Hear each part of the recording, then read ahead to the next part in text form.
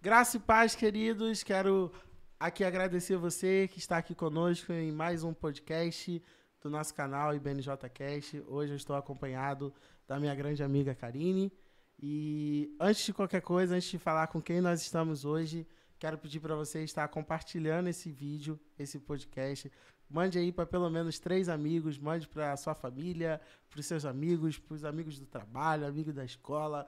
Mande aí para qualquer pessoa. Mesmo se você estiver no transporte agora ouvindo, você mande para todo mundo. Compartilha com todo mundo. Tenho certeza que hoje vai ser algo muito incrível.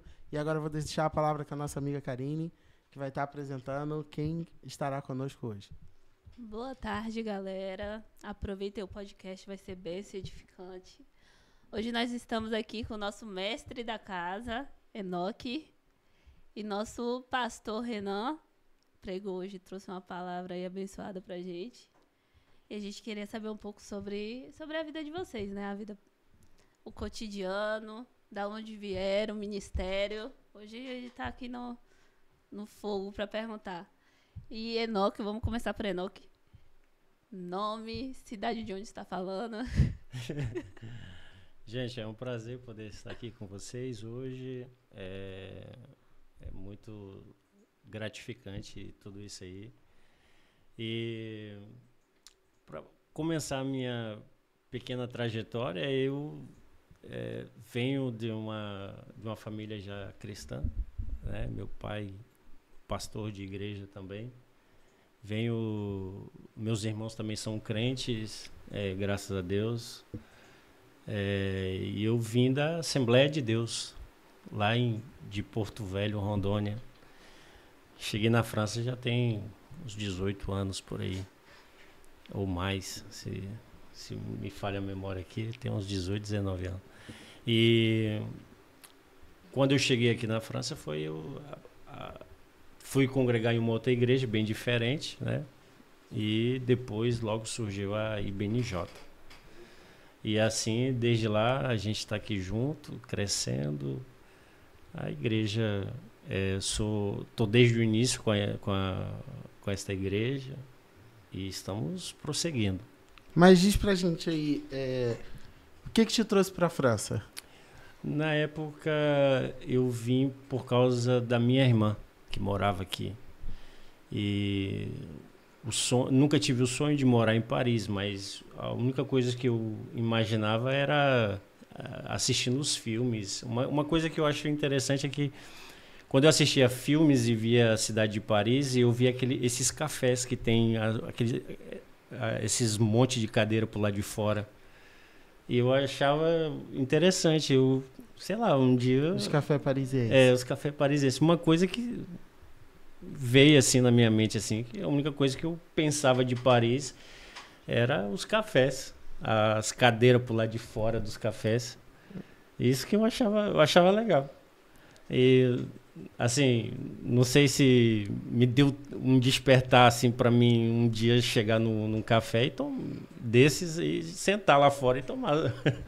Mas foi uma coisa assim, uma coisa que está na minha mente já há muito tempo e que hoje moro aqui, mas jamais tinha passado na minha cabeça em morar na França.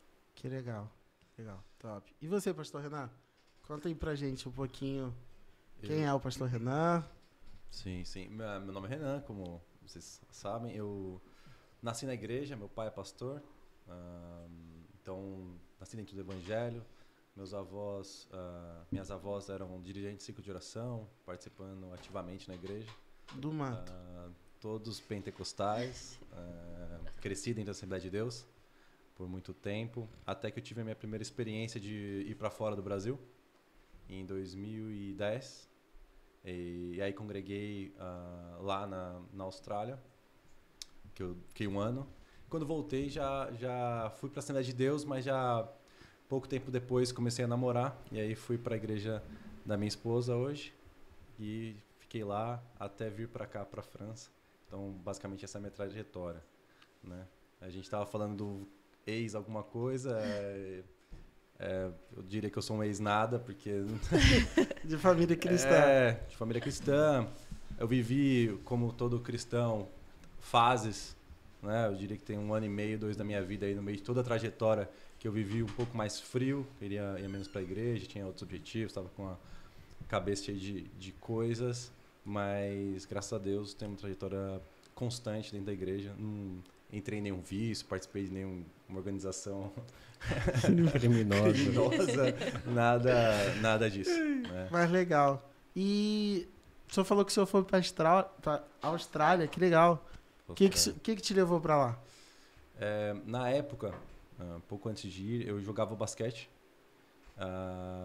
E eu achava que eu gostaria de jogar, tinha essa vontade de ser jogador, lá pelos meus 17, 18 anos. Eu comecei a pensar a respeito disso, a refletir, e iniciei a faculdade de administração. E aí eu fiquei entre faço a faculdade e vou para uma vida profissional, ou deixo meio em segundo plano fazer a faculdade e jogo e tudo isso. E me deu um estalo, conversando com meu pai e com algumas pessoas, que viver do meu corpo seria um risco bastante elevado, né? Ser jogador tem um risco alto e que eu deveria mudar a trajetória. Então eu entrei para tentar trabalhar com administração. O que aconteceu quando eu fui tentar trabalhar com administração? Eu não tinha experiência nem preparo, né? E administração é interessante, porque muita gente quer fazer, mas chega lá para você ter uma entrevista de estágio, eles querem que você tenha estágio, 5 anos de experiência, fala 3 línguas. Então, eu achei muito engraçado. Eu fui fazer essa entrevista e, por fato de não falar inglês, eu não entrei. Aí eu falei, preciso resolver isso. E aí acabei indo para a Austrália. Para poder aprender o inglês. Para aprender o idioma, exato. Que legal. Então, e, Enoque, você disse aí pra gente que você tá aí desde o início da IBNJ, né? Conta aí pra gente como foi esse início pra você, né? Acho que a gente já ouviu tantas vezes a história aí pelo lado dos pastores e tal. Mas conta pra gente, de um lado, né, de um jovem, né? De acreditar aí no início de um ministério, de um pastor jovem também, né? Então, o início... Até então eu sempre fui músico, né? Na minha trajetória toda sempre fui músico.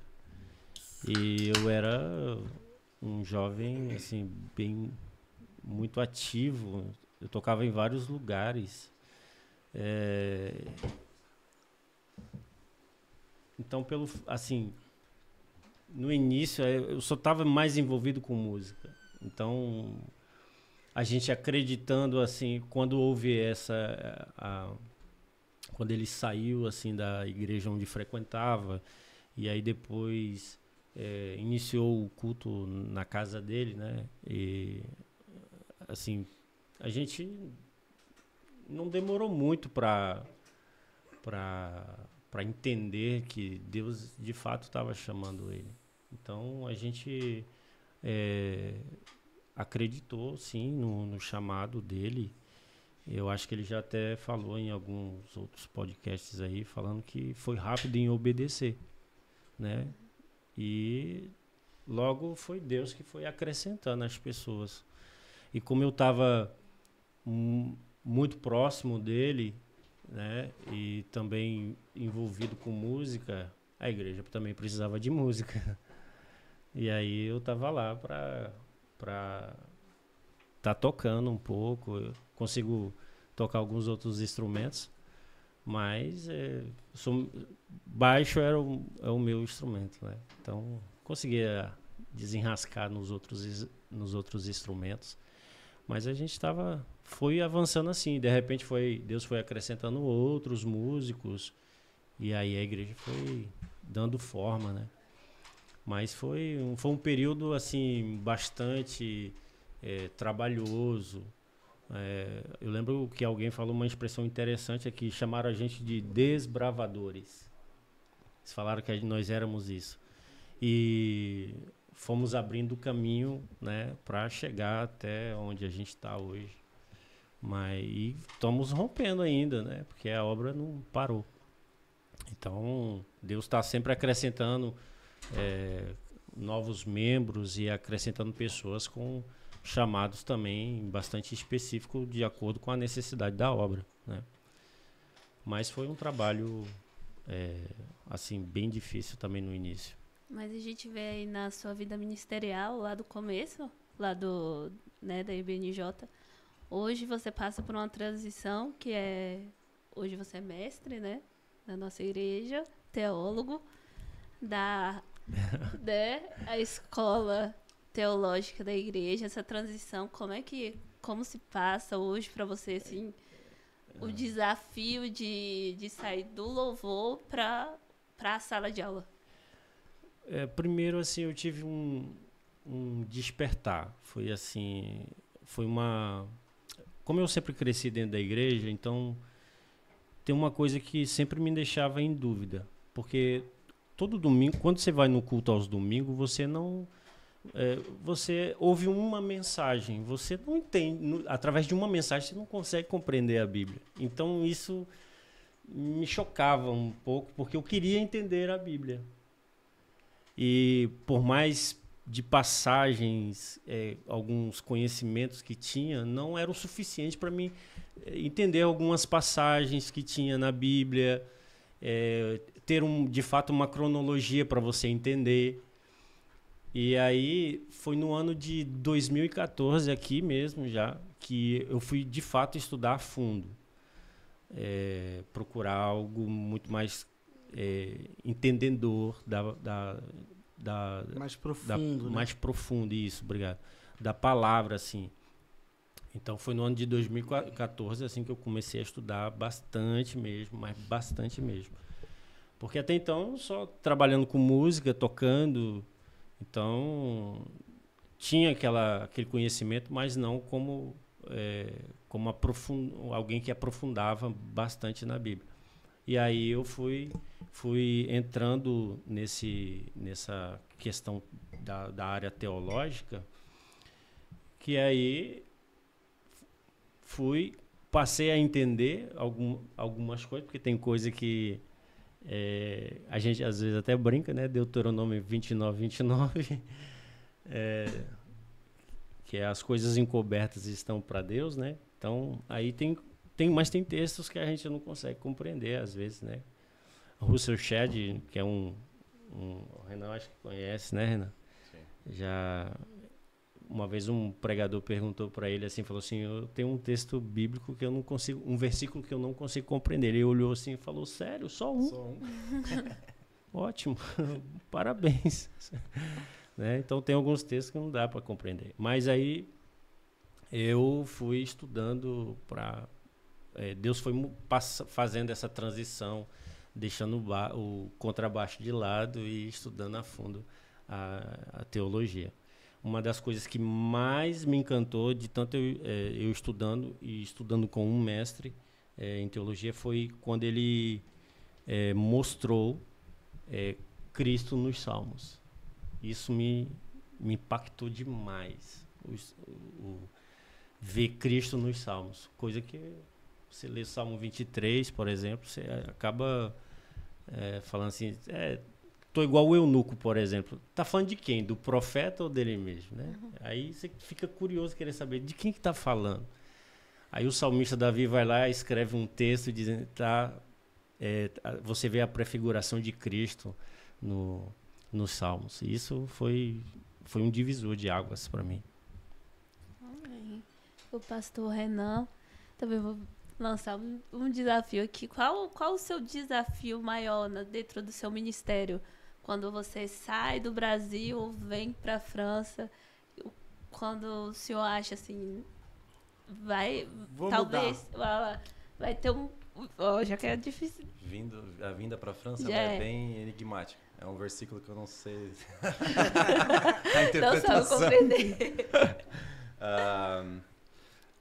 Ontem fez exatamente um ano que a gente chegou aqui. Que legal. Faz um ano que nós chegamos. A nossa vinda para cá, ela não foi... Foi difícil de explicar. Eu sempre tive muitas profecias, muitas palavras de diversas pessoas falando que eu iria me mudar, iria para fora diversas vezes. E eu fui para fora diversas vezes, estudando, trabalhando, por lazer, diversas vezes.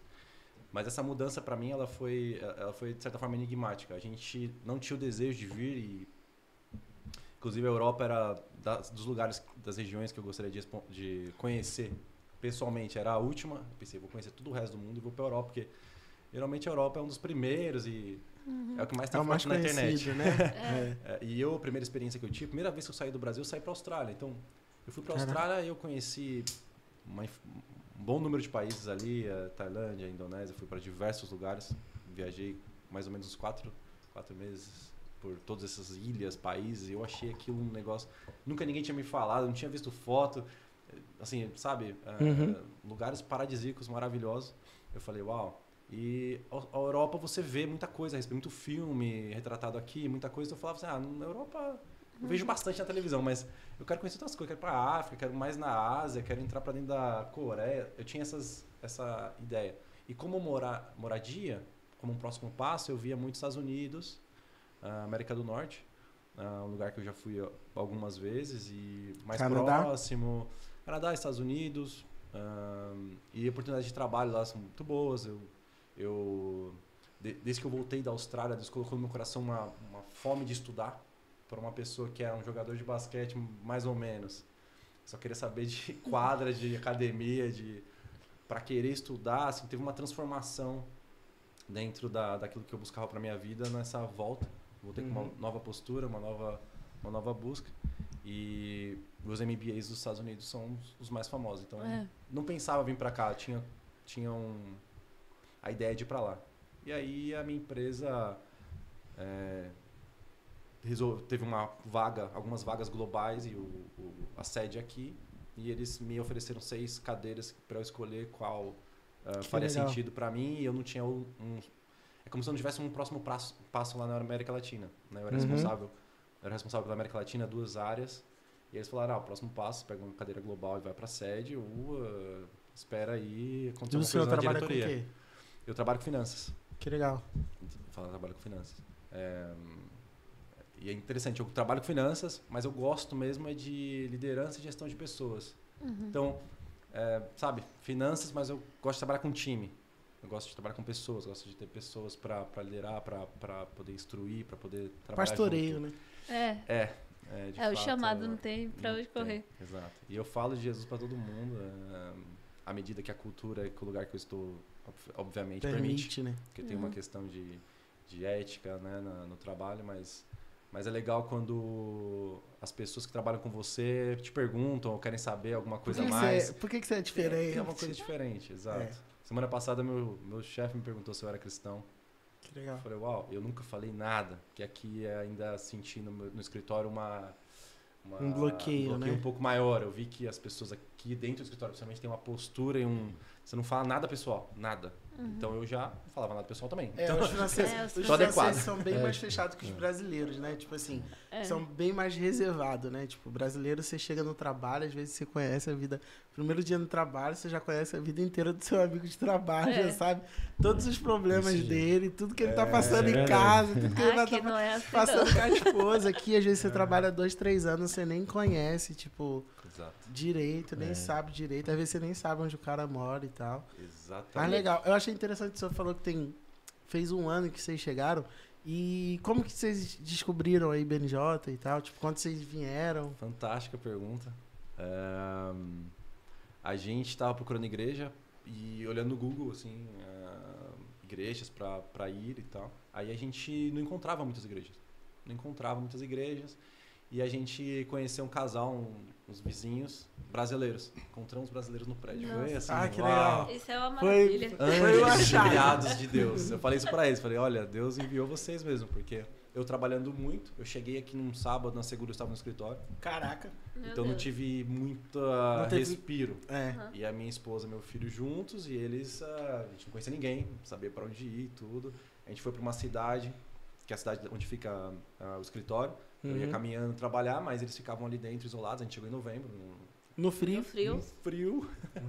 Então, era muito difícil. E aí, 4 meses que a gente ficou ali, a gente se mudou para onde nós estamos hoje. E aí, apareceu esse casal lá. Eu falei, uau, Deus enviou pessoas falar a nossa língua pra gente poder ter algum tipo de... contato, né? E foi maravilhoso. Pessoas que a gente tem um carinho muito grande. E aí, o marido, o Léo, ele falou assim, eu ia na igreja. Ele se afastou. Inclusive ele vai voltar para a igreja em nome de Jesus, com a família inteira. Mas eu falei para ele, mas que igreja que você ia e tal? Ele falou, meu irmão, a igreja que eu ia fechou.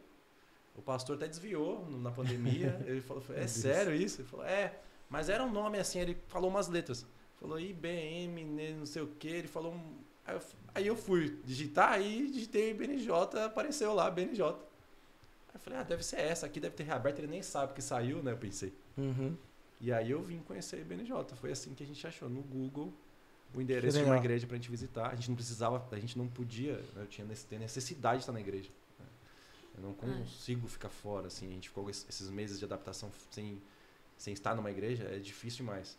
E aí quando eu entrei aqui na igreja, que a gente sentou ali no fundo, o pastor subiu, aí o Espírito Santo me falou, você vai congregar aqui, você vai servir esse pastor e tal. Aí eu falei assim, mas... Aí eu comecei, né, eu falando com o Espírito Santo, mas Deus, eu não me vejo aqui não. Ó, tem isso, tem aquilo outro. Você é assim, né? Tipo, bem diferente. É muito diferente, minha igreja não era assim, tal. O Espírito Santo falou, é aqui que você vai ficar. O Espírito Santo, é aqui que você vai ficar. Eu falei, tá bom.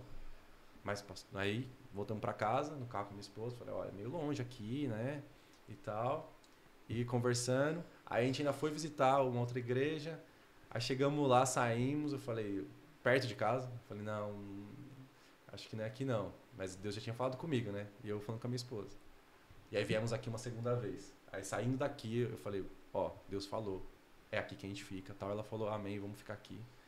E assim ficamos na IBNJ. E essa adaptação, assim, qual foi talvez o maior desafio, a maior diferença? Olha, qual que é a diferença, né? Eu cresci na Assembleia de Deus, então na Assembleia de Deus eu me sinto muito confortável com a diversidade de coisas. A liturgia, os costumes, né? A forma. Depois eu fui para a igreja do meu sogro, né? Independente, uma igreja que tem a pegada da IBNJ, assim, em termos de estrutura, parede preta e tudo isso. A identidade. Lá que eu me... uma identidade. Lá que eu me formei mesmo, lá que eu liderei jovens tive mais responsabilidades, vamos por assim. Ficamos lá 8 anos. Lá que o pastor resolveu me separar, me chamou para ser pastor, pastorei tudo isso. Foi lá também que eu me desenvolvi. Então eu tinha um pouco de familiaridade com o formato. Mas quando você está numa igreja, seu pai é pastor e está lá, você tem uma história, né? Conhecia todos. Em qualquer setor, que a Assembleia de Deus é muito grande, tem muitas igrejas. Qualquer setor de São Paulo que eu vá, eu conheço alguém. Qualquer congregação, né? Você se sente ali familiarizado. E a igreja que eu estava, o meu sogro começou ele construindo na mão, ele colocando a mão no tijolo e construindo, entende? Do começo. Fundando, né? Ele fundou ela fisicamente e espiritualmente. Ele está ali trabalhando desde o começo, entende? Então é um pouco diferente. Você entra participante já, de uma certa forma, de um lugar um pouco privilegiado, vamos pôr assim, de acesso. Então isso é uma coisa interessante a se adaptar. Legal. Interessante. Tem alguma? Enoque. Começar as perguntas pro Enoque. Pode perguntar. Assim, biblicamente, né? Vamos falar um pouco de Bíblia. Um livro, assim, que te fissurou, assim, que te pega, assim, mesmo dentro da Bíblia, que você fala assim, esse livro... Do Antigo ou Novo? Do Novo. Do Novo Testamento, Romanos. É o livro mais espetacular do Novo Testamento. Agora, do Antigo Testamento, Ezequiel, que é outro extraordinário. Mas por que esses dois livros? O livro de Romanos vai mostrar o lado da fragilidade humana e, ao mesmo tempo, o resgate dessa fragilidade. E o livro de Ezequiel ele vai mostrar uma parte do céu para o lado de dentro. Então, são revelações extraordinárias que Deus dá para Ezequiel. E, assim, a gente tem muito que observar o que Ezequiel recebe de Deus ali e procurar viver na revelação da graça de Deus. O apóstolo Paulo ele fala que, acho que é em Efésios capítulo 1, ele diz assim, que Deus nos deu o espírito de revelação. E isso eu acho espetacular, esse versículo. Porque se você olhar a Bíblia, ler a Bíblia de qualquer maneira, você não consegue ter... Você consegue ter uma compreensão por causa da língua, mas quando você lê com entendimento, aí Deus começa a te mostrar coisas. O que tá por trás da letra, né? Boa. Dessa forma.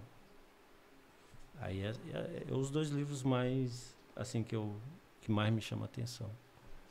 Teve alguma fase, assim, do seu ministério que você falou, não, Deus, chega, não é pra mim, não quero mais? Porque houve uma transição, né? Tanto no seu ministério quanto no do Renan. Renan queria ser esportista, passa pra ADM, aí vem, se junta com os jovens, vira pastoreio, aí você sai do louvor, vem pra teologia. Não, Isso mas, é toda uma transição. Mas eu costumo dizer que essas coisas relacionadas ao reino é minha vida. Eu passei a minha vida inteira servindo no altar. Então, desde como eu sendo músico, toquei, cantei, preguei, eu fiz tudo. Então, isso aqui faz parte da minha vida. Então, a minha vida foi toda vivida dentro da igreja. Então, uma opção assim para ir lá para fora não tive, essas coisas. Então, eu costumo sempre falar assim que as pessoas que vieram de lá, que tiveram um testemunho, gente teve uma vida horrível, né? Costumo dizer que essas pessoas que tiveram essas vidas lá fora e que aceitaram Jesus, eles são os verdadeiros evangelistas que conseguem alcançar através do testemunho deles outras vidas.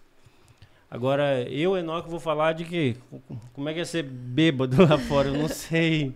Mas como que é, por exemplo, a gente vê muito músico se perdendo, né? Tipo, com um talento tão grande, né? E se a gente olhar para o mundo da música, muitos grandes músicos, grandes cantores saíram do gospel, né? Saíram da igreja, começaram na igreja e chegou um determinado tempo que eles se perderam, sabe? Se desviaram. Como que é isso, sabe? Tipo assim, você, graças a Deus, não se perdeu, né? Como você disse, sua vida inteira tem sido pro reino, no reino. Mas como que é isso? Tipo assim, como que é ser músico? Por exemplo, eu sei que você conhece um pouco sua história. Sei que você, igual você falou, já tocou em muitos lugares, já tocou em vários lugares. E como que você... Essa exposição não te corrompeu? O que você acha? Qual é o segredo? O segredo é Cristo, não tem jeito. É o coração voltado para Deus, né? Mas isso que você está falando, musicalmente, você vê que há uma... A proposta do mundo é muito maior, é prazeroso, né? Tem gente que recebe proposta para tocar em vários lugares e vão. Uns vão levar para o lado muito profissional. Acho que é uma questão muito, às vezes, complicada, porque gera muitas opiniões diferentes, né? Mas o meu ponto de vista em relação a isso é que eu acho que pelo fato de eu ter crescido tanto dentro da igreja e ter servido tanto, que percebi que indo para lá no mundo tocar e depois voltar, não me trazia uma satisfação interior também, entendeu? Por mais que eu fosse para o lado profissional, tem gente que vai dizer assim, mas você está sendo profissional, se você for lá tocar, tá tudo bem, tá tudo certo. Mas não encontravam, não achava prazeroso. Eu já tive a oportunidade de tocar em bandas de baile, por exemplo. Passei 4 horas tocando. Só que aí você olhava assim, eu olhava para mim e falava assim, cara, todo o meu talento e meu conhecimento musical, vou tocar por causa de alguns reais. Na época era reais. Então, ficava olhando assim, não valia a pena. É, porque existe essa questão, né? Muitas pessoas acham que é um preconceito cristão, né? Você tocar somente na igreja. Mas a gente sabe que a adoração é uma coisa muito importante, né? Dentro do ministério, dentro do evangelho. E qual a sua opinião sobre isso? Sobre um pouco essa questão de toca no mundo, toca pra fora e toca na igreja. A música ela tem um poder no mundo espiritual muito grande. Eu vou dar o exemplo do amigo meu que foi pro Brasil, o Anderson, guitarrista. Ele estava tocando na Marcha para Jesus, aqui em Paris. E aí enquanto ele estava tocando guitarra na marcha, tinha uma mulher que começou a se incomodar com o som da guitarra dele. E ele dava de se perceber, claro, estava endemoniada a mulher e ela ficava tipo se queimando aqui nessa região assim da barriga e a parte íntima. Ela ficava, para com isso, para. Dava para ver que havia um incômodo isso, assim, da parte do antes que tocava guitarra, o som da guitarra dele fazia uma diferença. E aí, quando ele percebeu que ela ficava incomodada, ele pegou e ligou a distorção e meteu mais forte ainda, para ver se expulsava logo de uma vez. E depois a mulher, eu não lembro bem da história, mas me parece que desapareceu no meio da multidão. Mas você vê que há um poder muito grande no mundo espiritual em relação a isso. Eu lembro que, às vezes, quando eu ia tocar contrabaixo, e aí eu sempre usava a corda Si do contrabaixo, que é a mais grave, e eu falava que a corda Si era para... A voz de Deus. Não, eu falava que era para incomodar, para saturar o ouvido do Satanás. Eu brincava desse jeito. Mas no meu pensamento tinha um efeito espiritual. Tinha um efeito. Então, de todas as formas, assim, de todas as vezes que eu procurei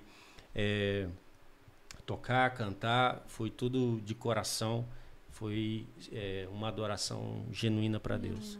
Interessante, né? E aqui, tipo, hoje a gente tem dois lados bem interessantes, né, no mundo cristão. Tipo, a gente tem um lado da música, né, e a gente tem um lado da finança, né, que para muitos cristãos às vezes é um tabu, né, às vezes é meio complicado, né, quando é um assunto meio complicado, quando a gente está na igreja, né, no mundo cristão, a gente fala de dinheiro, tem muita gente que tem essa dificuldade, né, quando a gente vai falar sobre dízimo, sobre oferta, sobre tudo que envolve dinheiro, né?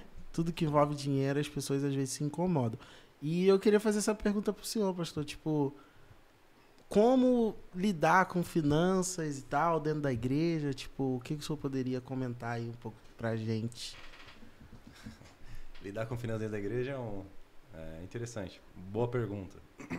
Eu acho que a definição de dinheiro, biblicamente, da forma como Jesus nos mostrou como devemos lidar com o dinheiro, ele coloca o dinheiro como um competidor pelo lugar dele. Então, eu acho que a gente precisa olhar para o dinheiro como uma ferramenta poderosa, importante, necessária, mas apenas uma ferramenta.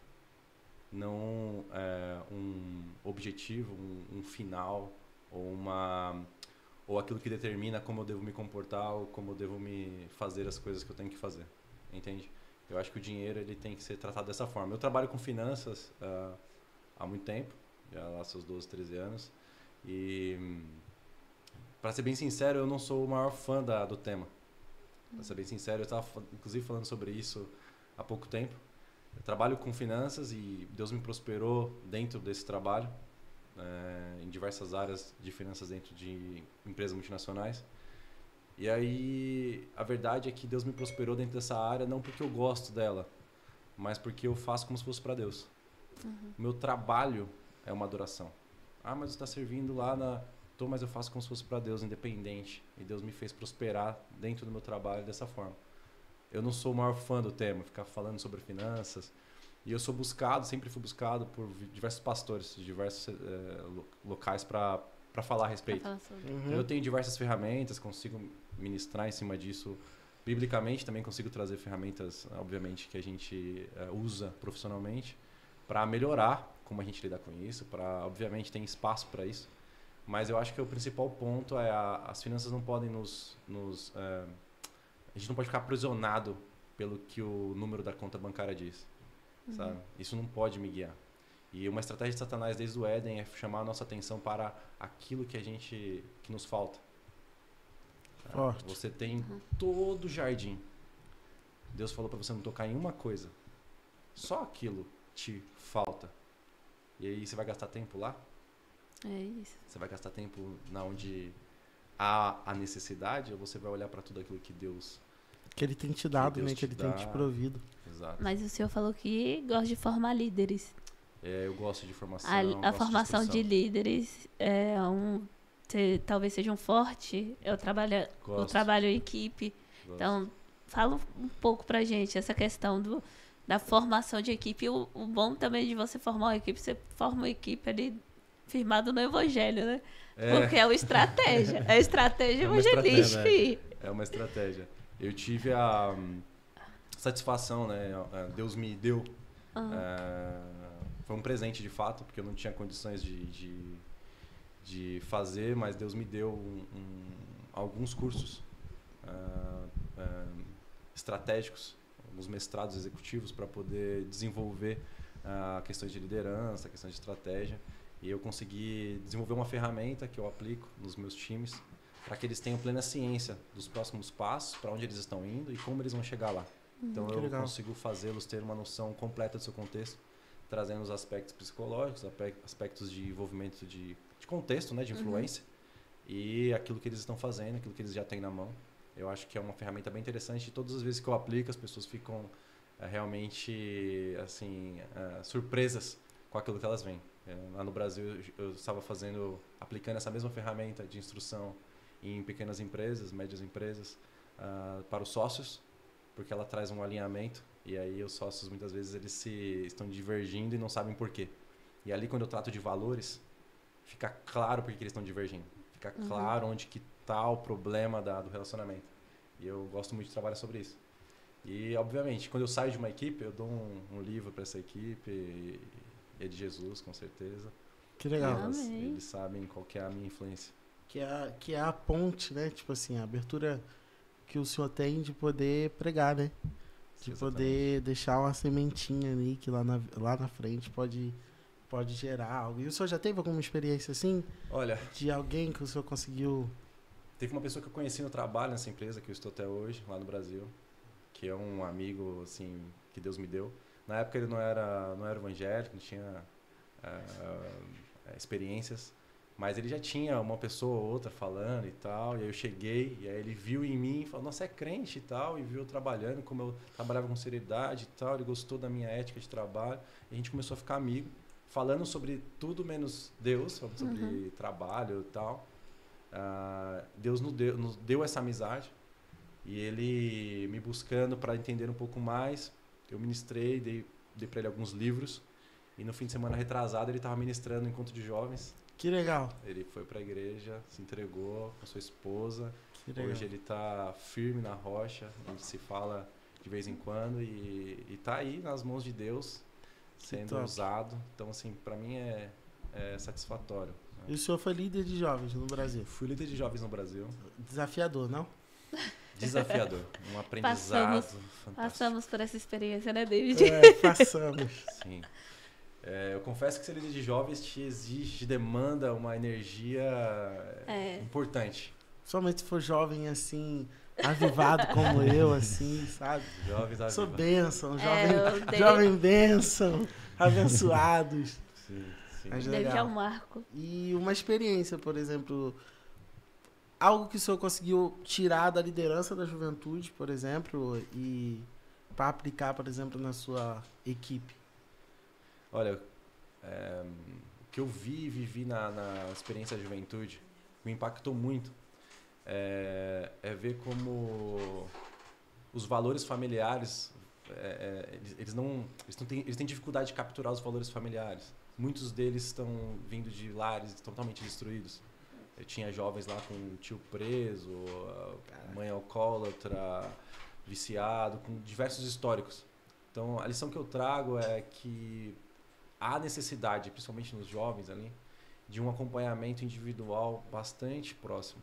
Há necessidade de parar com cada um individualmente, porque eles não receberam um abraço, um eu te amo em casa. Eles têm Não tem uma questão, base familiar, né? tem uma questão a ser coberta ali. E, ao mesmo tempo, eles não têm uma estrutura de maturidade para saber lidar com seus próprios sentimentos, com seus próprios pensamentos. Eles não sabem como subjugar as suas vontades. Então, há necessidade de uma relação bem próxima, de acompanhamento ali no individual, ministrações individuais. Isso é o que eu tiro da relação com os jovens. Eu costumava ter um sábado, minimamente um sábado por mês, eu me dedicava a ficar o dia inteiro na igreja. E eu estava ali em jejum, orando, e todos os meninos dos jovens, eu buscava ter uma conversa com eles, pelo menos de meia hora, uma hora, só eu e eles, para a gente tratar tudo, tirar todas as dúvidas, um atendimento. Mas eu propositalmente fazia eles virem, porque eles não vão te buscar. Muito difícil um jovem te buscar. Muito difícil. E quando o jovem te busca... essa estratégia. Eu amarrava eles, falava assim, você vai falar comigo. Não, mas tem nada pra falar. Não tem problema. Vamos ficar junto ali meia hora conversando. Interessante. Então foi uma coisa que eu trouxe. Bem interessante essa estratégia de você pegar um dia e ser intencional de fazer um atendimento. Bem interessante. Vou anotar essa estratégia. Assim, Quem sabe funciona. Você nunca teve um projeto assim de mentorear, fazer uma mentoria dentro da igreja, talvez de formação de líderes? Hoje eu falo assim, nunca fiz um projeto, vamos por assim, mas eu já fiz workshops dentro da igreja de liderança, com empresários, já fiz diversas ações, desde ensino sobre batalha espiritual, temas bíblicos assim bem importantes, até sim, mentoria, trabalho com empresários, dei aula de inglês, voluntário, eu já fiz de tudo. Igreja pequena, igreja no interior, sem muitos recursos.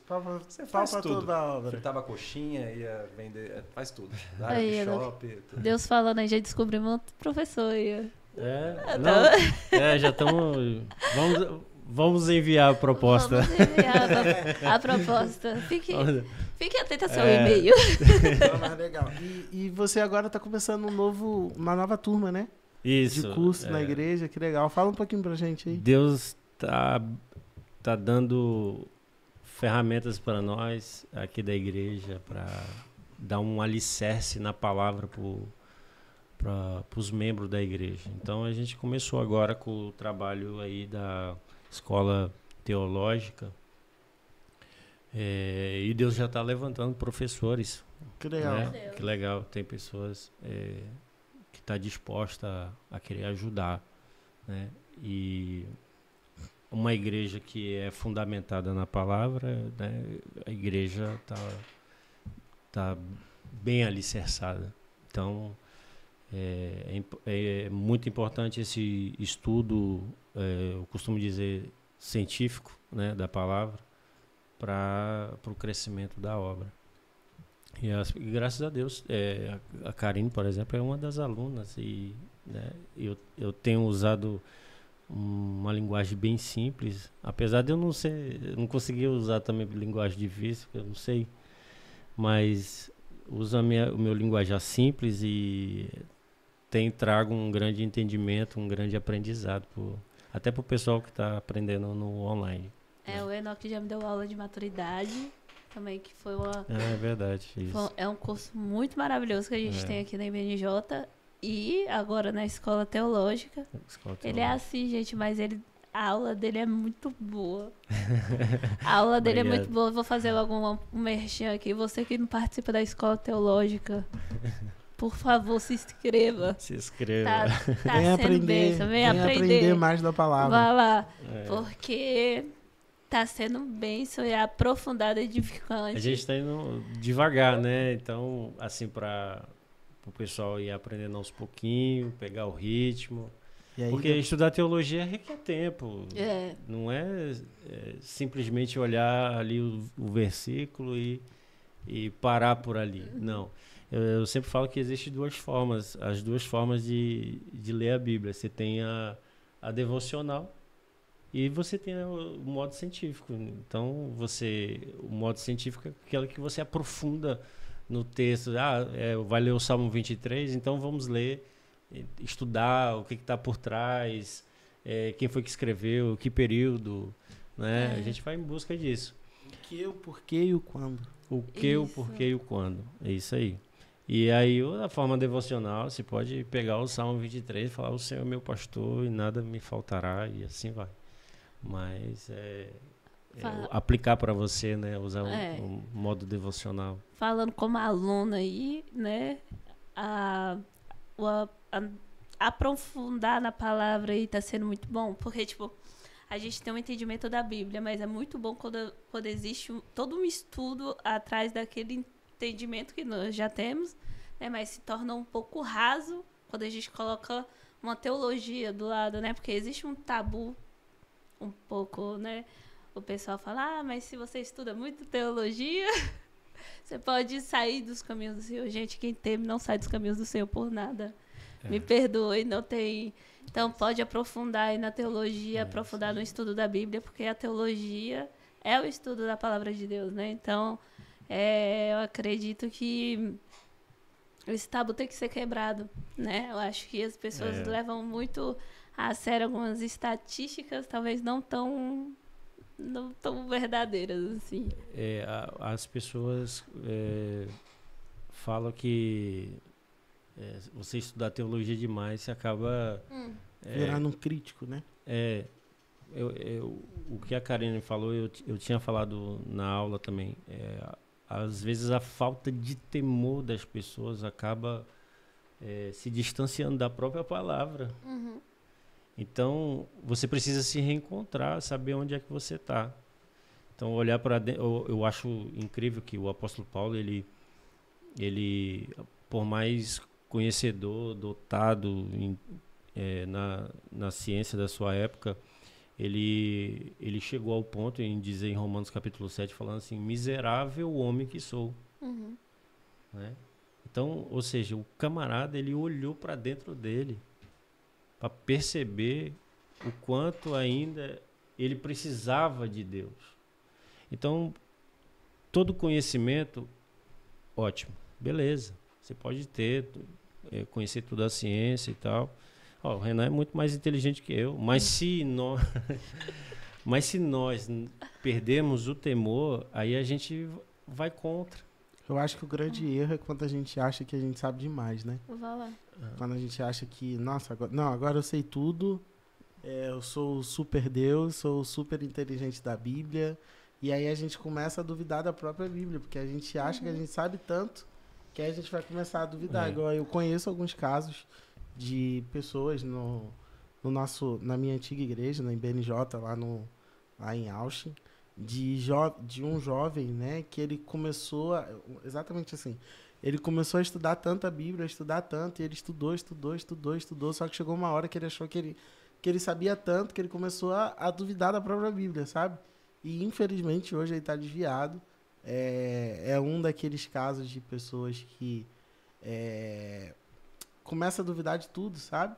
Começa a apontar erros e aí Ele não teve estrutura emocional, né? Exatamente, para poder aguentar tanta coisa, né? E se perdeu. Teve um inchaço cerebral aqui. Eu acho que foi exatamente isso, porque ele estudou tanto. Virou um mar morto. Não tinha para onde correr as águas e tal. Que já era, mas muito interessante. E, Enoque, você que está aí desde o início da igreja, qual é por exemplo, da fase que nós estamos vivendo hoje como igreja? Tipo, igual você falou, né, no início foi desafiador, né, tudo, até hoje tem sido desafiador, mas você olhar hoje e ver, por exemplo, nós com BNJ Lyon, BNJ Chartres, BNJ Tour, BNJ Irlanda, agora dia 10 vai começar a nossa igreja francesa, né, voltada exatamente para o público francês, né, totalmente em francês. O que você vê hoje?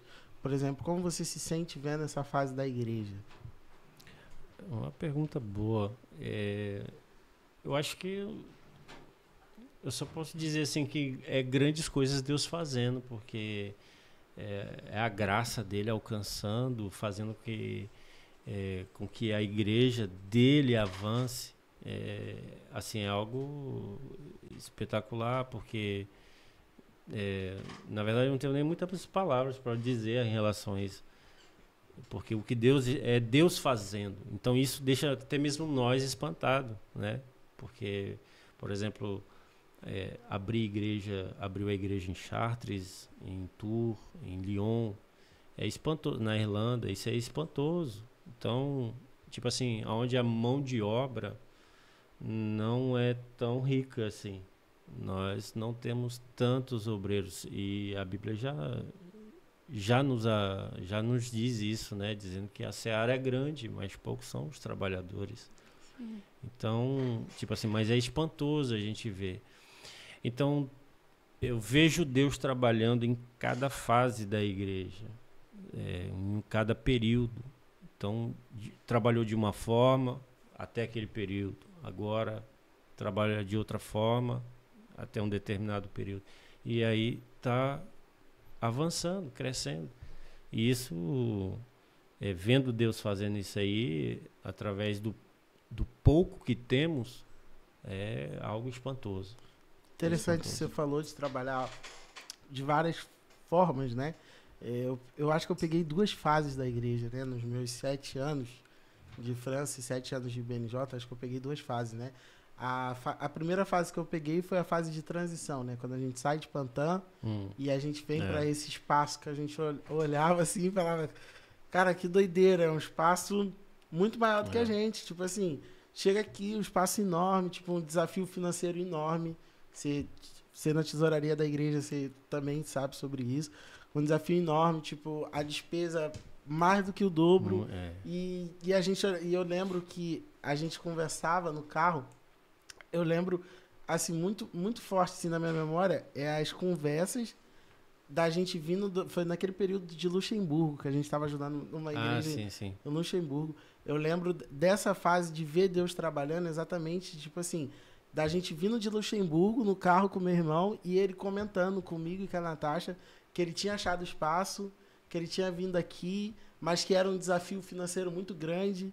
Eu lembro da gente fazendo conta de matemática, tipo assim, a gente dentro do carro, quando ele foi dar a proposta, por exemplo, pra gente fazer o aluguel, eu lembro da gente fazendo conta, e a gente olhava um pro outro assim e falava assim, cara, tipo, e agora? O que a gente faz? Tipo, a conta não bate.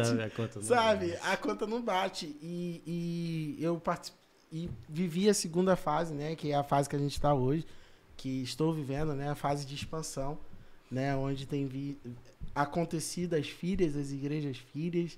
Agora eu vou estar vivendo essa nova fase da igreja francesa, né, que vai ser um grande desafio pra gente, mas é exatamente isso que você falou, é bem interessante, a gente vê o Senhor trabalhando, né, o Senhor cuidando da obra, o Senhor conquistando, o Senhor dando recurso, dando estratégia. Às vezes a gente olha, a gente vê essa estrutura tão louca, tão grande, tipo, as pessoas ficam surpreendidas e as pessoas às vezes não sabem, né? E já tá ficando pequeno já. E já tá ficando pequeno. Aqui hoje tá ficando pequeno. E quando a gente chegou, tipo assim, a gente olhava um pro outro. Eu lembro a primeira vez que eu vim aqui, cara, a gente passava frio. Estamos com um problema de espaço já. Exatamente. Hoje. Glória a Deus, já tem que quebrar a parede. Hoje a gente já tá com um problema de espaço e a gente olhava um pro outro e falava assim, cara, isso aqui é muito grande, sabe? Então, tipo assim, se eu fosse responder a pergunta que eu fiz para você, se eu fosse responder, eu falaria isso, sabe? É incrível ver a mão do Senhor fazendo a gente etapa, em cada etapa. Muito. Uma coisa que o pastor Diogo sempre fala, né? É que do púlpito Deus governa a sua igreja. Então, até aqui Deus é quem tem governado. Então, todo esse crescimento, toda essa expansão, tem sido Deus governando a sua igreja. Isso é lindo de se ver, porque você vê que a graça de Deus, de fato, está neste lugar. Você vê uma ação do Espírito Santo, conversão de almas, avivamento. Então, o número de alunos que são batizados, número de pessoas. Forte. Né? Então, isso é um avivamento, é a graça de Deus alcançando as pessoas através de um trabalho desse, né? E pessoas que... Coração disposto. É uma coisa que a gente sempre fala, né? Tipo, de pessoas totalmente improváveis, né? Os improváveis. Deus usando eles. Você vê aí um camarada com 2 metros, quase 2 metros de altura, Deus usando ele para acolher bem as pessoas. Você vê Deus usando o outro para tudo tatuado, para guiar outros pro caminho. E totalmente assim, sem um grande conhecimento, mas que Deus Apenas tem, um coração voluntário, né? apenas um coração voluntário. Alguém, Deus está procurando pessoas com corações disponíveis para que Ele possa trabalhar. Né? Mas a gente voltando lá no comecinho a gente pode falar, né? O segredo da casa. Lá no comecinho, quando vocês eram só apenas, né, um grupo pequeno de amigos, que se vocês são amigos, né, de pastores, os pastores cresceram juntos. A gente tem uma famosa história aí de uma oferta que fala. Conta pra gente aí, essa história. oferta que falou e tá falando até hoje, está falando em outras nações agora, né? Essa glória aí é do Espírito Santo, é Deus quem... Aí, não imaginava isso acontecer, mas foi só vamos usar a expressão, né, o coração voluntário. Foi assim, eu não, na época não tinha muito recurso. Eu estudava, fazia formação profissional e aprendia a língua francesa na época. E eu ganhava do governo 340 euros. Ganhava 340 euros. Aí de tanto eu tocar por aí, eu ganhei um aluno. E aí esse aluno, na época, ele me pagava 200 euros por mês de eu estar dando aula para ele. E aí, ou seja, minha renda mensal era 540 euros. Doideira, né? E eu pagava a minha vaga na época, né, que eu morava com a família, eu pagava, comprava alimentação, transporte, e era só isso que eu tinha, como despesa que eu tinha. E uma coisa ou outra que gastava. Mas tudo que eu tinha naquele período, naquele mês, era 50 euros. Era só isso que eu tinha. Assim, graças a Deus nunca faltou nada. E aí foi quando a gente reuniu na casa dele, do pastor Diogo, para a gente cultuar, né? A ideia de sair da casa dele pro estúdio foi minha, porque como eu andava muito no Estúdio Blue... Então você já sabia onde poderia ser o primeiro local da IBNJ. Assim, podemos dizer isso, porque como eu andava muito nas salas grandes, que eu ensaiava com outras igrejas, e aí eu tive a ideia assim, eu falei, cara, por exemplo, o aluguel na época da sala grande acho que era 70 euros. Aí eu falei assim, a gente podia fazer o culto lá, já tem microfone, bateria, tem cubo para baixo, tem cubo para guitarra. Aí já é uma igreja. Eu falei, dá pra gente fazer o culto lá. Arrumava algumas cadeiras, porque lá no Estúdio Blue também tinha algumas cadeiras. E aí eu dei a ideia. Falei, cara, se a gente fosse sair daqui e fosse pro Estúdio Blue, a gente podia pegava a sala maior, que eu acho que era a sala violeta, uma coisa assim, ou era a sala amarela, um dos dois. E aí a gente poderia fazer o culto lá dentro. A ideia foi boa e aí aí não tinha dinheiro, e aí quem desembolsa, né? Aí eu tinha lá um pouquinho tudo que eu tinha, né? Eu dei 50 euros. Os 5 pães e 2 peixinhos. A oferta da viúva. A oferta da viúva. Fui lá e dei o que eu tinha do mês. E aí a gente foi no final de semana seguinte, a gente já foi fazer o culto lá. As pessoas foram aparecendo, ligavam, acho que para ele, uma coisa assim. E aí a gente resolveu ir para lá. E foi assim que começou. Uau. E aí tivemos o culto, foi uma benção. E aí foi vindo. Eu não lembro quanto tempo a gente ficou lá, mas deve ter ficado uns 2, 3 meses, eu acho. Não lembro. Mas aí foi ficando pequeno também, porque Deus foi agregando as pessoas. Acrescentando, né? É. E aí depois a gente foi pro San Martin, e aí usou a sala menor, San Martin. Eu acho que foi pra sala grande, depois a gente desceu. Uma coisa assim.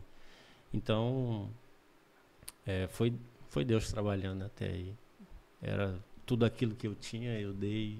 Aí Deus foi abençoando. A oferta que A fala. oferta que fala, o coração disponível. Hein? Coração voluntária. Forte. Mais alguma pergunta? Deixa eu falar só um negócio.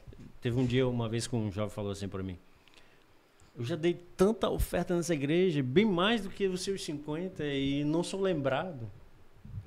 Eu falei assim pra ele, assim, cara, você pode não ser lembrado, mas Deus está vendo. Forte. Eu falei, não importa se os homens vão enxergar. Isso aí, cara, falar dos 50 euros, essa glória não é minha, é dele. Eu só cooperei. E outra coisa, eu não tinha nem noção do que poderia dar essa oferta. Não? Cara, eu não tinha noção. Né? Que poderia chegar até esse ponto das pessoas lembrarem. Não tinha noção disso. Ou então foi o Espírito Santo guiando, né? Talvez e as pessoas marcou. Talvez o erro dele é querer ser lembrado, né? Porque quando a gente dá a gente dá assim, tipo, vou dar aqui, será que as pessoas estão vendo? Será que vão me lembrar? Mas é o que eu falei pra ele. Eu falei, cara, você pode...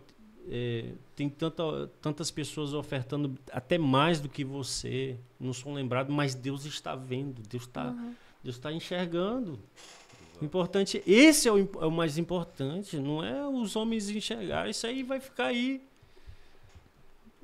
para os homens aí falar, testemunhar, mas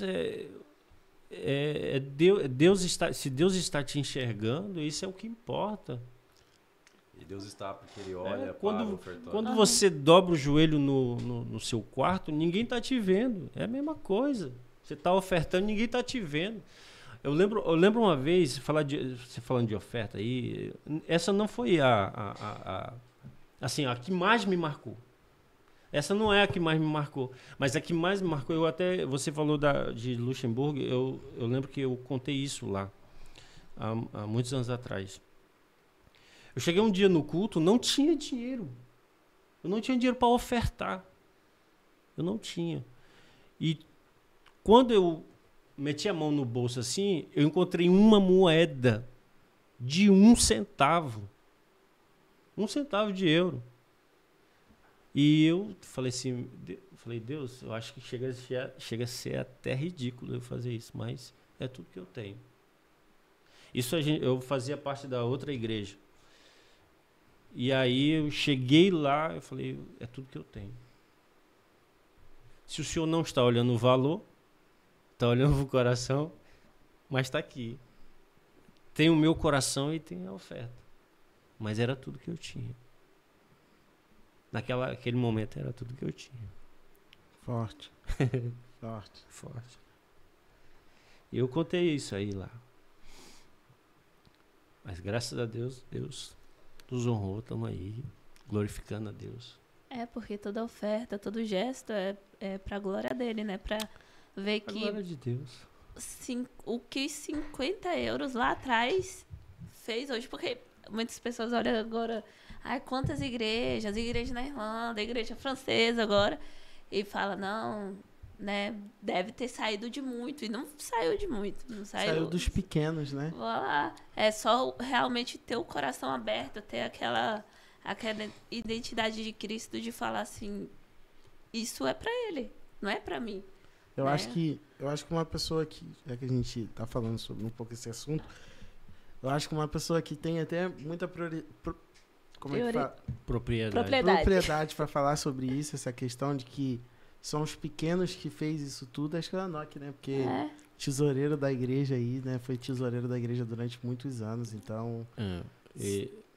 Assim, nesse período todo, como tesoureiro, assim, eu vi muitas pessoas também ofertando tanto muito quanto pouco. E uma coisa que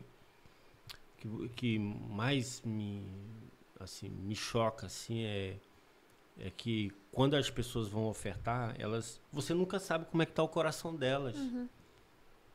Você nunca sabe. Aí você olha assim para aquela pessoa assim, e fala assim, cara, a necessidade cara, ele tá dando tudo isso, mas ele não tem uma boa situação financeira, mas só que você não sabe como foi que ele entregou essa oferta diante de Deus, como é que tá o coração dele.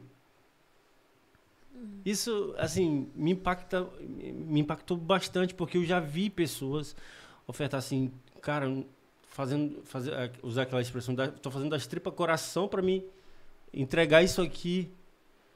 E aí você olha assim para assim, cara, Deus tem que honrar essa pessoa, porque você olhar para a vida dela e falar assim, você sabe que ela não tem condição, mas que Deus está olhando para a situação dela e Deus está se compadecendo disso. Então, eu já vi muitas pessoas fazerem isso. Então, de pessoas dar aquilo que tem.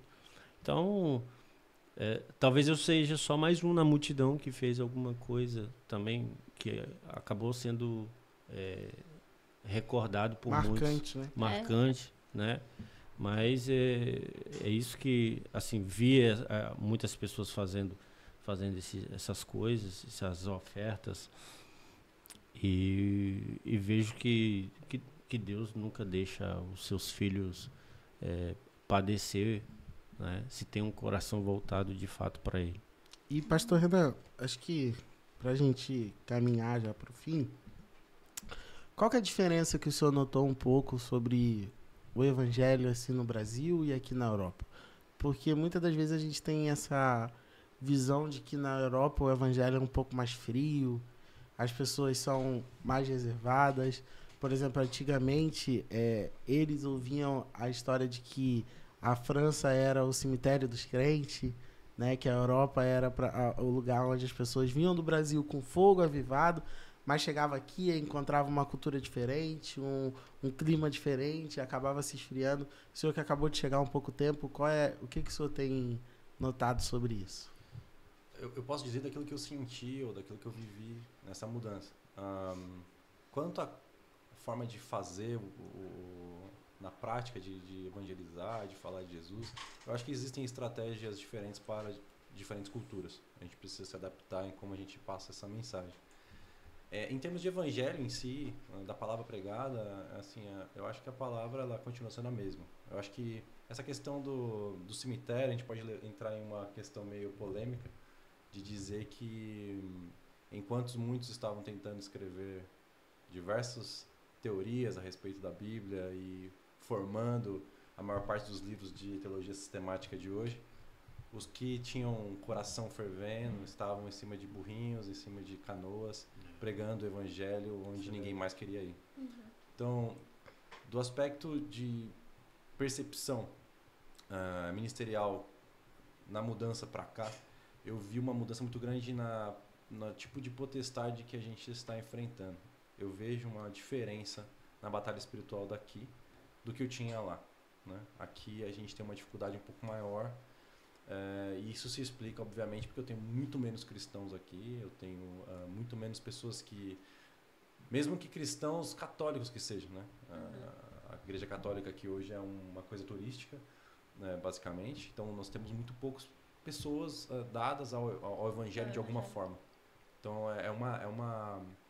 há uma abertura para ações espirituais do diabo em diversas áreas muito maior. Então eu acho que aqui há uma demanda muito maior de nós na questão de santificação, de consagração, de busca por ele, porque tem menos pessoas lutando no mesmo espaço geográfico. Quando você vai para o Brasil, você tem uma igreja a cada esquina. Diverge a questão de costume, de alguma coisa, mas estão falando de Jesus. O nome de Jesus está sendo proclamado. Às vezes de porta com porta, né? Exato. Porta Assim, com porta. Então, às vezes de porta com porta. Exatamente. Então, tem muita gente clamando por Jesus naquela região. Tem muita gente buscando. Tem as suas lutas, tem os seus desafios, tem. Eu acho que a grande diferença é essa. Eu acho que essa questão de cemitério é porque lá tá, de certa forma, mais fácil, né? Você vai falar de Jesus para alguém que já conheceu alguma coisa a respeito de Jesus. Você já ouviu falar de Jesus por alguém. Mesmo que seja católico, ou fez a história dele, ou a alguma história. coisa. Aqui não. Aqui você vai falar, não, que isso? É ciência, sei lá, tem muito muçulmano, né, na nossa São região. muito intelectuais, né? São os intelectuais, são independentes. E aí você vê aquilo que eu disse a respeito do dinheiro, né? A pessoa está realmente confiando que ela tem recursos, que ela é soberana naquilo que ela quer fazer, que ela consegue ir e voltar porque ela é intelectualmente superior. Eu vejo uma visão cultural. Independência? O espírito de independência? Não só independência. Eu tive uma experiência na Alemanha, tive uma experiência aqui na França, de identificar nas pessoas, no seu comportamento, franceses. Eu lido mais com franceses no meu dia a dia. E lá na Alemanha, muitos alemãos, austríacos. Eu estava numa imersão e eu vi uma mentalidade cultural deles de se sentirem de fato superiores. Eles acreditam mesmo que o resto do mundo é para exploração. Eles querem simplesmente explorar a massa populacional que existe em outros ambientes para poder vender os seus produtos, a sua tecnologia e viver disso. Eles não têm mentalidade de colonizador, né? De colonizador. Essa mentalidade, eu me assustei de vê-la na prática sendo, como pode dizer, dita, não dita, entende? É possível você ler a forma como eles veem. Né? Eu sofri algumas situações bastante desconfortáveis em todos esses ambientes. De preconceito, então, assim, um pouco? De tudo. De preconceito, de insulto, de assédio, de diversos aspectos. Primeiro, porque eu sou novo para a posição que eu estou.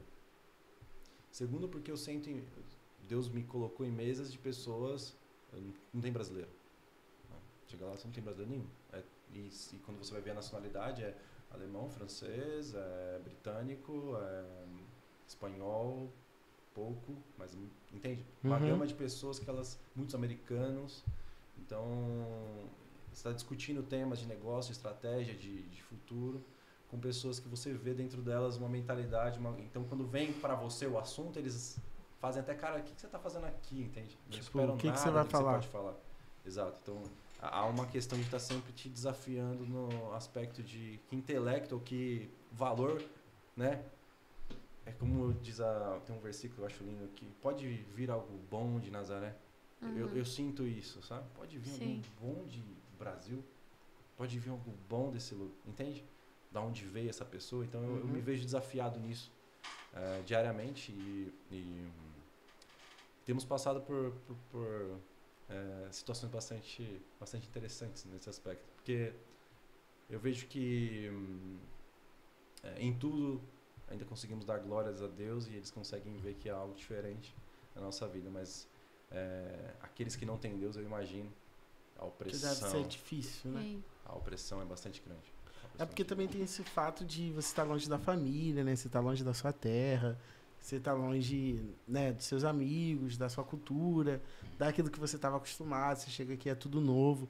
Então, eu acho que o grande desafio também é isso, né? Tipo, por exemplo, quando eu chego aqui na França, eu falo que a minha transição de imigração foi muito mais fácil, né? Porque eu chego numa casa, tinha o conforto de uma casa, tinha o conforto de uma família. Eu chego, já estava tudo pronto, sabe? Eu não tive o trabalho braçal, por exemplo, de muitos jovens que têm a mesma idade que eu e chegou aqui, teve que trabalhar, chegou aqui, teve que morar de vaga, chegou aqui, teve que se sustentar, teve que se virar nos 30. Eu não, a minha experiência foi totalmente diferente, sabe? Deus, ele deu uma graça na minha vida, assim, que ele me trouxe para cá e me colocou numa família, tinha uma casa, tinha um conforto, E então, tipo assim, eu olho, às vezes eu falo, tipo, as pessoas às vezes me perguntam isso, tipo, e aí, como que é, sabe? É desafiador, não é? E eu conto a minha história, eu falo, cara, mas pra mim foi diferente, sabe? Cada um tem uma história, cada um tem uma sensação, né? Um desafio. Mas essa questão deles se sentirem superiores, eu sentia isso muito também na escola, aqui.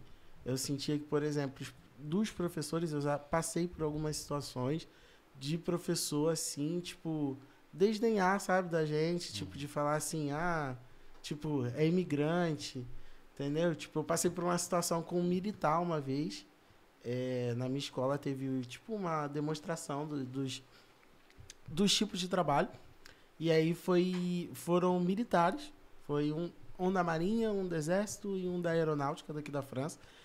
E aí eu lembro que eu levantei a mão para perguntar assim, e aí eu perguntei como que faria para poder ingressar nas Forças Armadas.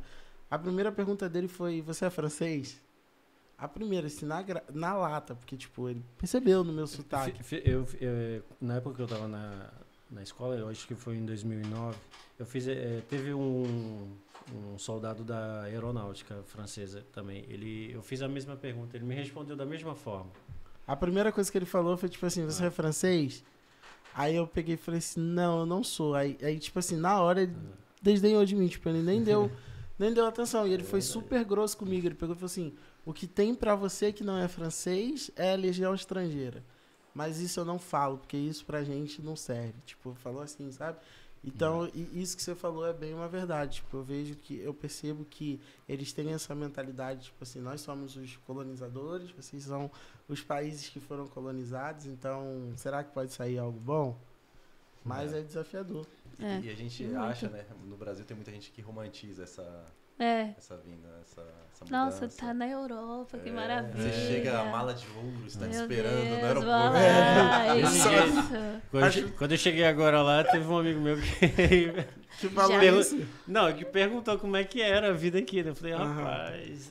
É sofrida, ninguém vê muitas das vezes, tipo, as pessoas que... A gente tava até falando agora, porque aquele negócio do quem vai para os Estados Unidos, sonho americano, não existe não, cara. Não existe. É porque as pessoas só vê, muitas das vezes, história, né? Tipo, mas ninguém vê, tipo, as pessoas que muitas das vezes têm faculdade no Brasil, tinha uma vida, entre aspas, mediana no Brasil, né? Formada, trabalhava em escritório, vem pra cá, tá com marteau-piqueur, tipo...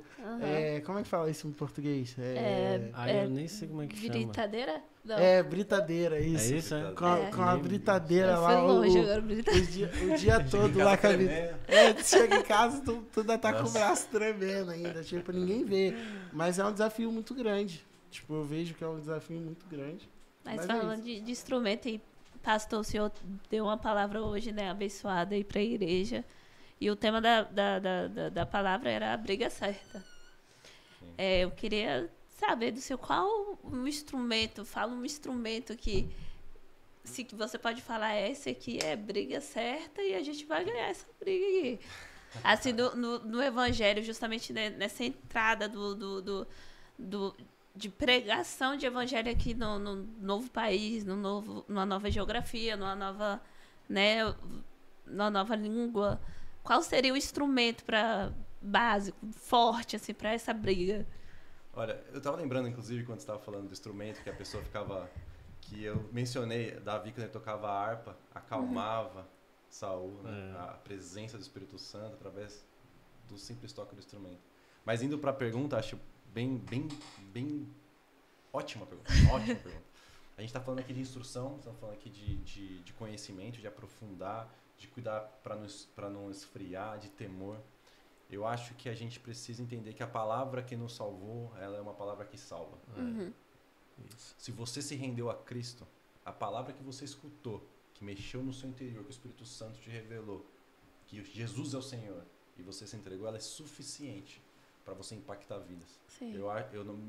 Na minha perspectiva, e aquilo que eu estava querendo demonstrar quando eu estava falando, Davi, ele coloca de forma muito clara, o que tem aí para mim, né?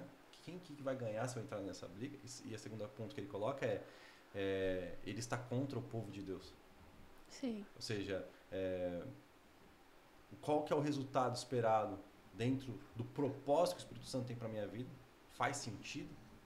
E aí ele entendeu que, poxa, vai casar com a filha do rei, obviamente. Vai ter a opção de trono. Eu sou ungido de Deus para ser o rei.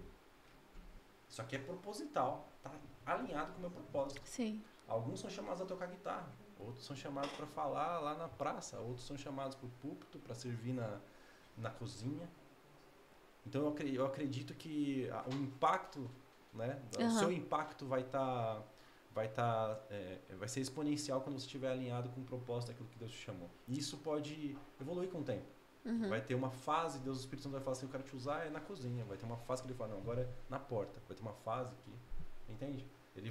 Você vai se desenvolvendo nisso.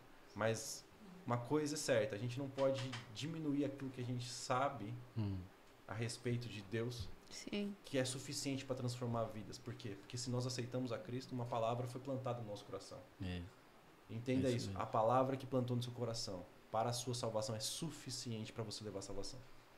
Você não precisa dar uma aula de teologia. Porque quem transforma a vida é o Espírito Santo. Isso aí. Não é a palavra que você fala, não é o jeito que você fala, não é a sua eloquência. Eloquência. A sua performance de palco, a sua presença, a forma como você... Nada disso. Se não tem Espírito Santo, não tem impacto.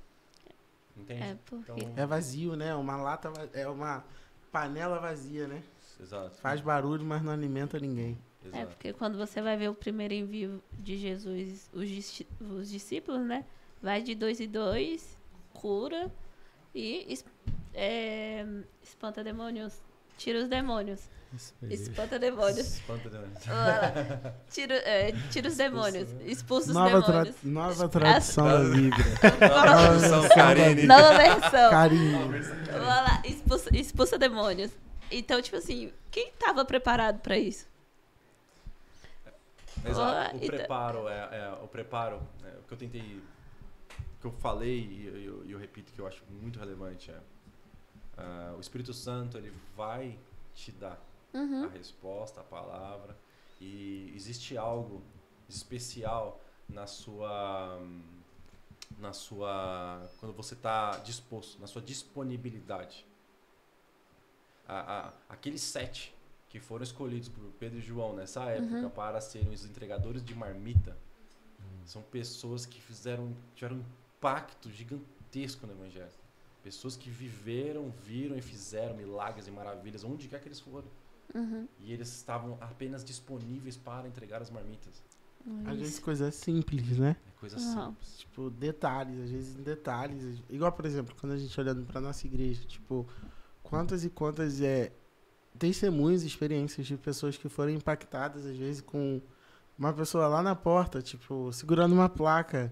Ou então, tipo, a pessoa lá no estacionamento, sabe? Dando um bom dia, dizendo seja bem-vindo. Às vezes com pequenos detalhes que às vezes a gente nem dá tanta... Nossa, mas eu queria tanto tá lá no altar, tipo, pregando, sendo visto, sendo o semideus, mas na verdade um pequeno detalhe, né? Tipo, segurando uma placa, às vezes você tem muito mais impacto na vida da pessoa do que a pessoa que muitas das vezes tá lá em evidência. Justamente. E digo mais, eu diria que o resultado do púlpito começou lá no estacionamento. Lá no estacionamento, né?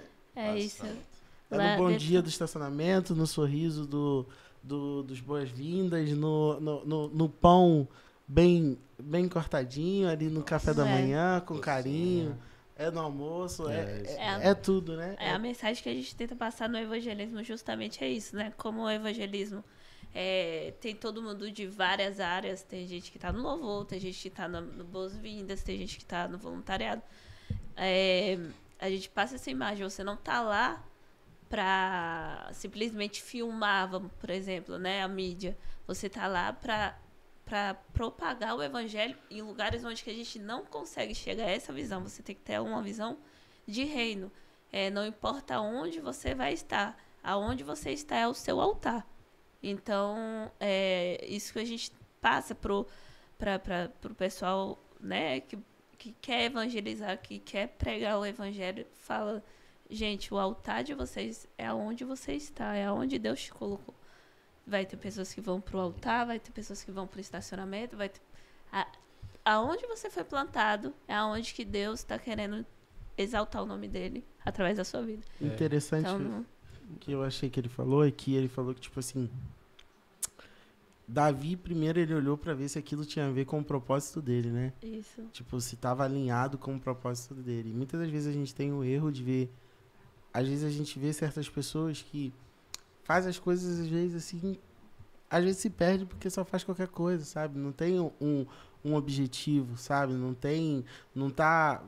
Igual o senhor falou, Davi, aquilo tava alinhado com o que ele já sabia quem ele era, sabe? Muitas das vezes as pessoas erram nisso, porque não sabem quem são, não sabem ainda quem elas são em Cristo e não sabe o que fazer. Aí faz qualquer coisa e se frustra, né? Se decepciona e muitas das vezes se perde por causa disso, pelo erro de primeiro não saber quem ele é, né? Em Cristo, porque assim ele não consegue estar alinhado com o seu propósito.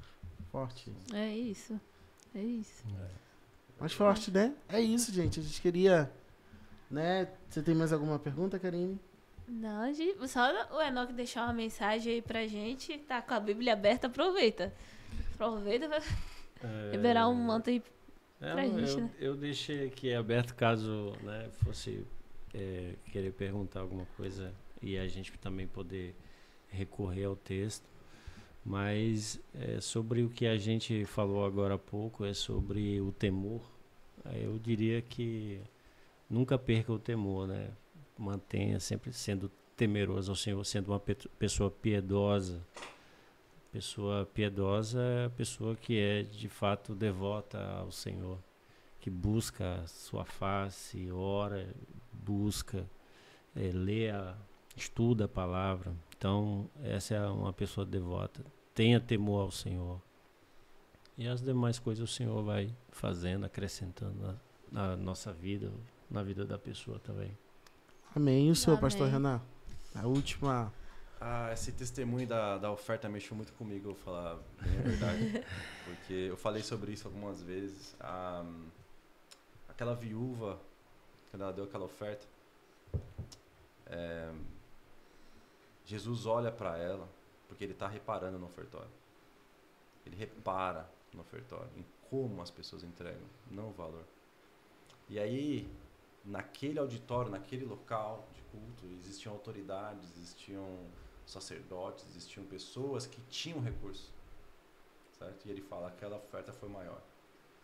Quando ele fala isso, ele volta para os discípulos e fala assim, para eles observarem aquilo. É esse coração que o discípulo precisa ter.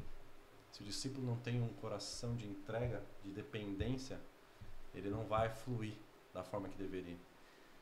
E aí você tem esse ambiente onde tem uma viúva depositando tudo que tinha, uma esmola de 2 moedas ali, um quadrante.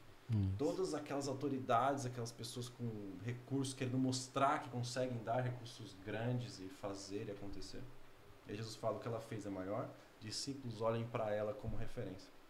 Mais à frente, no começo da igreja, você vai ver Pedro e João andando, e aí está lá o coxo, na porta do templo. E aí ele fala, quer esmola. O que Pedro e João tinham para oferecer para aquele coxo? Nem as 2 moedas de esmola tinha para oferecer. Eu não tenho nada, mas o que eu tenho, eu te dou. Levanta e anda. Mais à frente, aquelas autoridades estavam todas de pé no sinédrio, questionando Pedro, o milagre que ele tinha feito. Por conta de um coração, como daquela moeda, daquela oferta daquela viúva. O milagre foi realizado. E as pessoas que estavam querendo fazer tanto dentro do templo, estavam lá agora questionando. No nome de quem vocês fazem tamanho milagre? Por conta do coração da viúva, do exemplo que ela deu, da ministração nos discípulos. O coxo andou. E diante de todas aquelas autoridades, Pedro pôde falar, e no nome do Cristo, o único, palavra de vida eterna, a fonte de vida e salvação. No versículo seguinte, eles olham assustados e falam, como pode um homem sem nenhum tipo de estudo falar com tamanha confiança? Homens indoutos, né? Homens indoutos. Homens sem conhecimento, sem estudo. Em algumas traduções, estúpidos, ou como dizer, e eles são iletrados. Iletrados, isso. Falando com tamanha autoridade.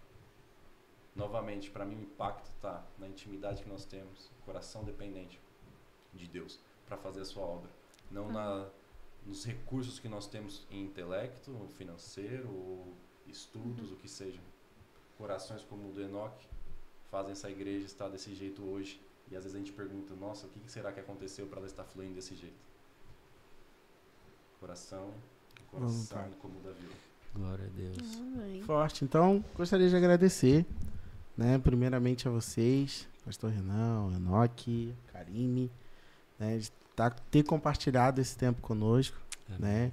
Também gostaria de agradecer você que está aí nos assistindo, ou você que está nos escutando até agora. Que Deus abençoe sua vida, que Deus abençoe sua casa, sua família. Quero te convidar a você estar seguindo o nosso canal. Você que não é seguidor ainda, segue aí, aperta o sininho, que aí assim que sair novos vídeos, vocês vão estar recebendo uma notificação. Que Deus te abençoe. Karine? Gente, Deus abençoe vocês. A casa de vocês seja edificada com cada palavra que foi dita aqui. E é isso. Até a próxima. Estamos aí. Enoque, Pastor Renan, foi uma honra citar a mesa com vocês. Glória David, foi uma honra estar aqui nesse momento. E que seja para edificação do reino. Amém. Amém. Amém? Deus abençoe, gente. Tchau, tchau.